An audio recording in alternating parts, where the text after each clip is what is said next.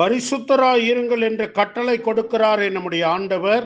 தம்மையே பரிசுத்தத்தின் முன்மாதிரியாக நிலைநிறுத்துகிறாரே நம் ஆண்டவர். அப்படியானால் இது ஒரு கடினமான காரியமா என்றால் இல்லை. நாம் தேவனோடு உள்ள உறவிலே நிலைத்திருக்கும் போது, தேவனோடு சேர்ந்து நடக்கும் போது பரிசுத்தமாய் வாழ்வது என்பது கடினமான ஒன்று அல்ல.